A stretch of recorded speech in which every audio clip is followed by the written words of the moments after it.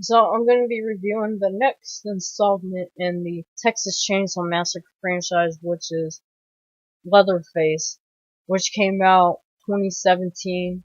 It's directed by Julian Mari and Alexandre Costello.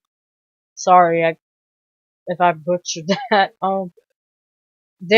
They're well known. They made the movie Inside, which was a French extreme movie that gained a lot of popularity over here in the United States. Um, Along with High Tension and Martyrs. Um, so this movie is supposed to be a prequel to the original Texas Chainsaw Massacre, from 1974, which is I believe this is supposed to take place 10 years. I believe 10 years before the original movie, or maybe a little bit more than that. It's Leatherface as a teenager. Um, so basically the movie starts out with young Leatherface as a kid. He's having this birthday party, and you see his basically the younger versions of the family members. The new character would be the mother, which you don't ever see a mother or a female figure in the original Texas Chainsaw Massacre, and she's played by Lily Taylor, and she's seems kind of more like the bloodthirsty one. Like she's like the type that encourages this behavior, because they give him a chainsaw, and they have like some guy tied up in the chair, and she's like, if you want to be part of this family, you gotta kill someone, I guess to like prove your loyalty to us. Well, he's like, I guess about like 9 years old, and he's not able to do it, and they're like, well, we'll just try next time. And I forgot who it was. I think it was one of the older brothers, uh maybe Cook. Maybe they take the chainsaw, and or maybe it was Grandpa. It was one of them.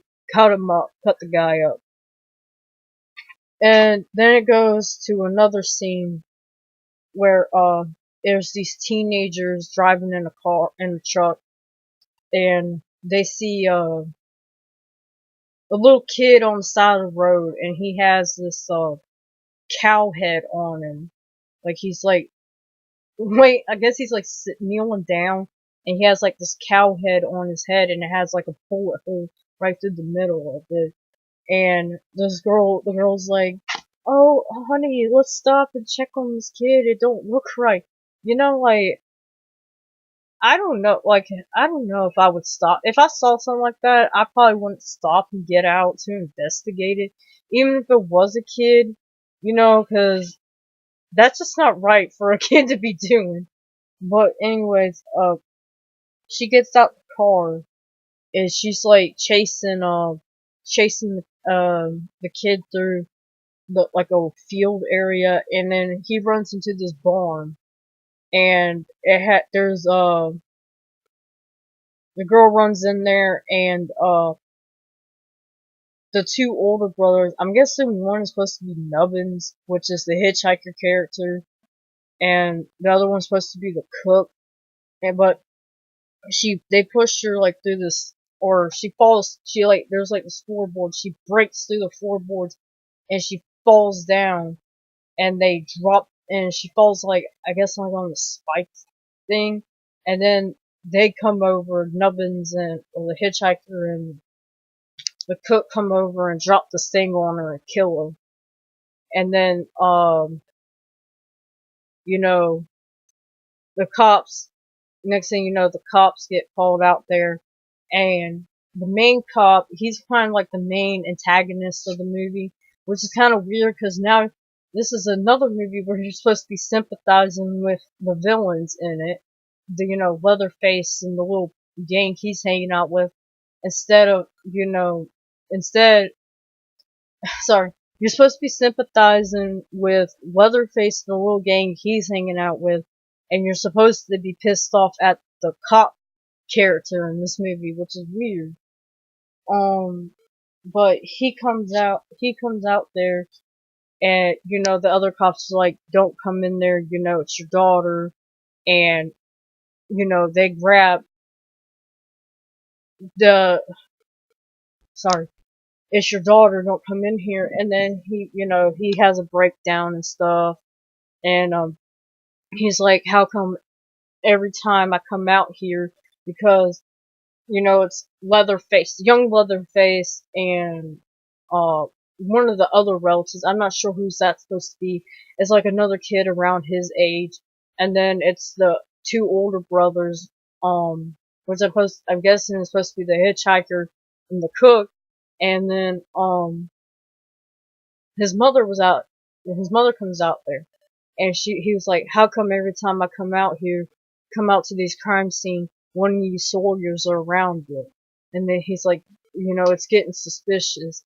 So basically he says, since he's like, since I can't prove that you guys are doing this, I want to take your kids away from you and see how it feels. Since you killed my daughter, I'm going to take your two kids away. So he takes the younger two, which is Jed, which is Leatherface's name is Jed, Jed in this movie. And I forgot what the other little boy name is. And they take him to a mental hospital until he turns, 18. Uh, so another fact is that the teenage boy, or the teenage boy that was supposed to be, that was with the sheriff's daughter, that was supposed to be, Franklin and Sally's father, which was that was a cool, tidbit. I forgot his name. I think it's Henry Hardesty or Stephen Hardesty. It's not like, I forgot his name. So, they take him to the hospital, Leatherface and the other kid to the hospital, and they stay there, and it's like a few years later, and now they're teenagers, and the mother tries to come up there to get Jed out, and he said, I'm not gonna get your son, you can't get your son out. He's basically like saying, she kinda like gets with the warrior, like she's kinda like, you know, gold digging with the warrior so she can get, her son back and prove like, yeah, I can take care of him and stuff. And the I guess he's like the warden or something of the hospital. He's like, no, you ain't gonna do this. So he's like trying every possible way, like illegal way, just to keep Jed in there. So she's like, oh, well, I'm gonna find a way. And then she like starts a riot. I forgot how, but she starts this riot, and they all break out. And then you got I'm trying to hurry it up a bit. Okay.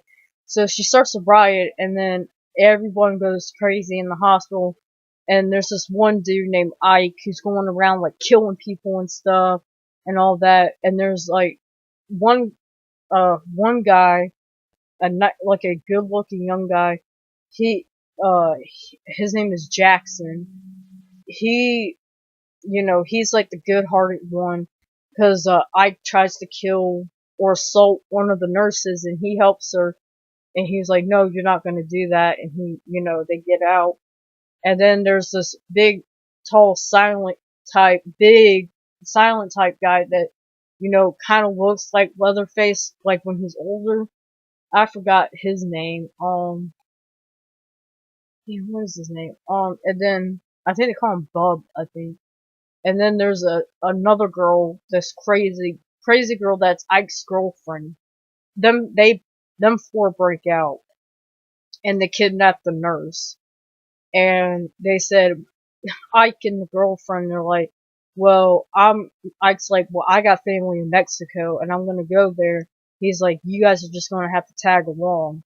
So they go across country, and basically the film turns into a mystery kind of movie, road, like a road kind of road movie mixed with like a mystery kind of movie. Is you're trying to figure out who Leatherface is. Um, which spoiler, it's actually the young, good-looking guy, named Jackson, and who is let me find a picture of him, but he's played by Sam Stripe. Um, damn, sorry, it's actually Jackson, and the nice, thin, good-looking guy that can actually talk, and it's not the big, bumbling, kind of mentally challenged guy that you would think it is, which you find out at the end of the movie. Um, so, they go, yeah, like I said, they go across country, and they go, like, to this or not this gas station, a restaurant, and, of course, they got the two crazy people with them, and they don't have any money, so the two crazy people are like, well, we'll go in there and eat, and then we'll go, because they didn't have to pay before, so that, you pay afterwards. And they're like, well, we'll go in here and eat, and then we'll hold up the place, and then, get some money and then leave. Well, that didn't turn out how it went, and then there's like this very gory, scene where they just murder everyone in the restaurant, kill everyone. It's like a freaking bloodbath. And then they leave and they go across, they go hide somewhere. They go hide in this trailer, this abandoned trailer. And this scene was I don't know why they put this in here, but there's a dead body in the back of the trailer, and the crazy couple go back there, and they're having sex on top of the dead body and with the dead body. I was like, so it's like a necrophilia scene in it. And it's like, really? Did you really need to put that in there? That had served no purpose to the plot whatsoever. I guess they only did it just to show how disgusting these people were. Um, then Jackson and the nurse talk, and they're starting to get to know each other. And Jackson's basically saying like he just wants to be normal. He don't want to be like what he doesn't want to do. I don't think he really remembers his family, but he's like, I don't want to be, a psychopath and stuff like that. Then the big guy, I think his name is Bob. I forgot his name. Well, Ike likes to mess with him. And then finally, like, he just gets pissed off, and Ike's out there peeing in the woods, and, and Bub comes out there, bashes him in the back of the head, drags him off through the field, finds this rock, puts his mouth, like, on the rock like that. It's, like, basically like the curb stomp from American History X, and curb stomps his head, but of course you don't see anything, it's all dark and stuff. Then they're hiding out and stuff, and the sheriff comes out there, and the only girl that stays, the one person that stays is a crazy girl, and the sheriff takes her and starts torturing her and stuff, like, kicking her, hitting her and stuff. He shoots her, I think he shoots her in the leg, and he's like being very sadistic and stuff, and you're supposed to, like, you're supposed to sympathize with this girl and the other three, and the little posse she's hanging with, but, I say 4 people, it's 5 people that escaped, but you're supposed to feel sorry for her and stuff, and which you kind of do, but then you're like, well, that's kind of fucked up, but then he shoots her in the head, it's because she says something like, she was like, I took great pleasure in killing your little girl, and then he just pops her in the head. And then there's this one scene where they hide. It's Jackson and I think his name's Bob and the nurse. They hide in a cow, and it's a it's a small cow, and for some reason they're able to hide. All three of them are able to hide in that cow because they're hiding from the cops. I don't know how they did it because Bub is a pretty big ass guy, and there's two, and plus they're like, normal sized people, and I don't. It's kind of hard to believe that all three could fit under there at the same time. Um, I'm sorry if I'm like rambling. I, but then there's like the big old scene at the Bub gets shot, and this is where you find out that um Jackson's actually Leatherface, because Bub gets shot because they run onto like this bridge and stuff, and they're trying to get into this car, and then Bub gets shot, and then Jackson just starts freaking out, and he attacks a cop and just fucking stomps his head and stuff, and then they get in the car, and then there's this big ass car chase, and then the cops are shooting at him, and then Jackson gets shot in the mouth, and he has this big old gash in his mouth, and that's how you figure out like why he wears the mask. And you're like, oh, because it makes sense. It's like he's like a good-looking guy. He's kind of skinny. He has nothing's wrong with him. He could talk, and then you're like, oh, that's why. But anyways, for some reason they get up. The car crashes.